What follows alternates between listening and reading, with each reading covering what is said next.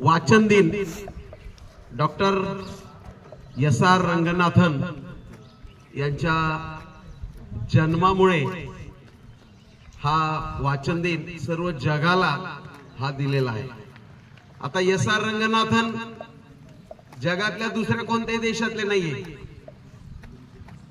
SR. Ranganathan हे भारतातले तामिळनाडू मधले आणि हा व्यक्ती एक प्राध्यापक, शिक्षक, नंतर ग्रंथपाल अशा त्यांनी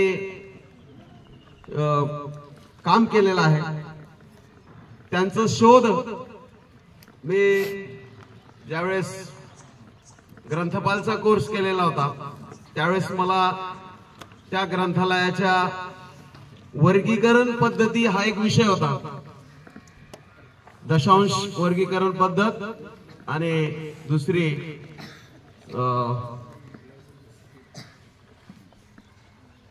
जे काही ग्रंथ आपले एका नावानुसार लावले जातात 0 ते 9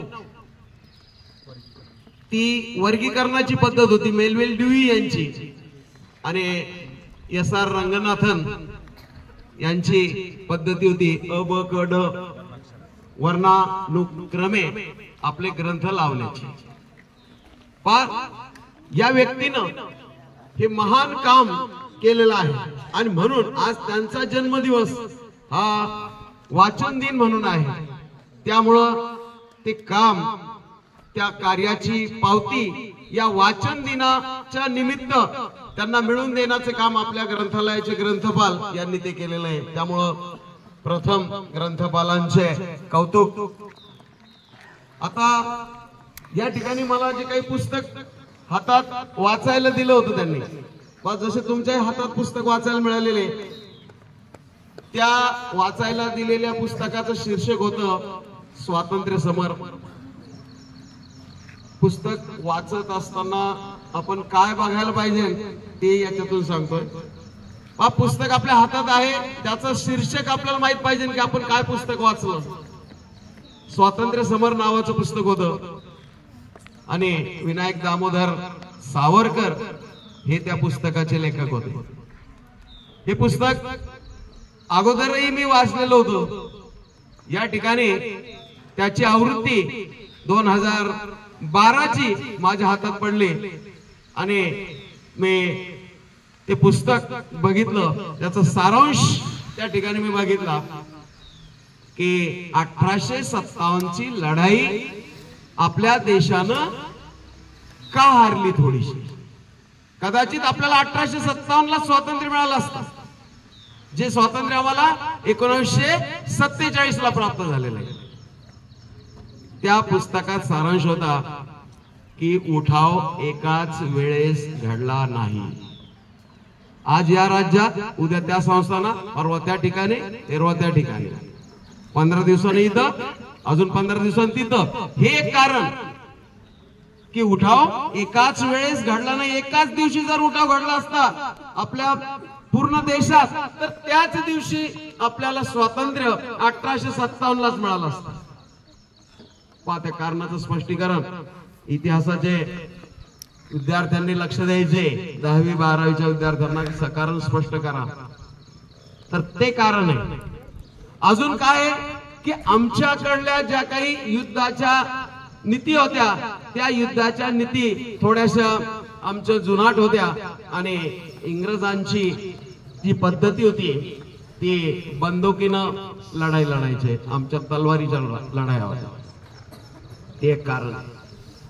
त्याच्यामुळे काय झालं, उठाव चिरडून टाकता आला आणि चिरडून टाकलेल्या उठावामुळे पुन्हा 100 वर्ष राज्य इंग्रजांनी या देशावर केलेलं आहे।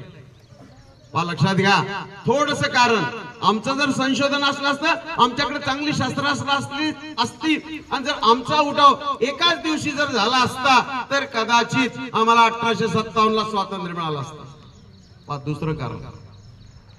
तिसरं कारण, वेगवेगळे संस्थानिक होते। या संस्थानिकांना इंग्रजांनी ताब्यात घेतलेलो, त्यांची संस्थानं खालसा केलेली होती।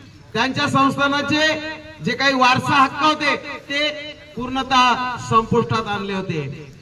आणि त्या संस्थानिकांचे ज्यांचे खालसा केलेले होते असेच संस्थानिक लढाईत उतरले होते आणि बाकीच्यांना असं वाटलं की इंग्रज आमच्या बाजूचे, म्हणून ते काही त्या 1857च्या उठावात लवकर शिरले नाही आणि म्हणून तो उठाव असा थोडासा माग पुढे झाला. म्हणून कदाचित आम्हाला 1857ला स्वातंत्र्य मिळालेलं नाहीये. ध्यानात ठेवा, जर 100 वर्ष आधीच आम्हाला स्वातंत्र्य मिळालं असता तर कदाचित आमचा कोहिनूर हिरा इथंच असला असता. कोणता हिरा? कोहिनूर, जो इंग्रजांची जी काही ब्रिटनची जी राणी एलिझाबेथ असेल किंवा कोणती राणी असेल ती तिच्या राजमुकुटात परिधान करून ज्यावेळेस ती हाऊस ऑफ कॉमन्स मध्ये जाते, रात्री 12ला प्रवेश असतो, सगळे लाईट बंद केलेले असतात आणि ज्यावेळेस ती तो हिरा परिधान करून त्या सभागृहात येते, तिला सगळ्यांचे चेहरे दिसतात, तिचा चेहरा कोणाला दिसत नाही. एवढी ताकद त्या कोहिनूर हिऱ्यात होती आणि आहे आजही तो सगळ्यात जास्त क्वालिटीचा. लक्षात घ्या मी काय सांगतो, सगळ्यात जास्त क्वालिटीचा तो हिरा आमचा इंग्लंड मध्ये गेला. कदाचित आमचं ते स्वातंत्र्य जर आम्हाला 1857लाच प्राप्त झालं असतं तर आमची आर्थिक लूट झाली असती. असंच विनायक दामोदर सावरकर यांनी त्या पुस्तकात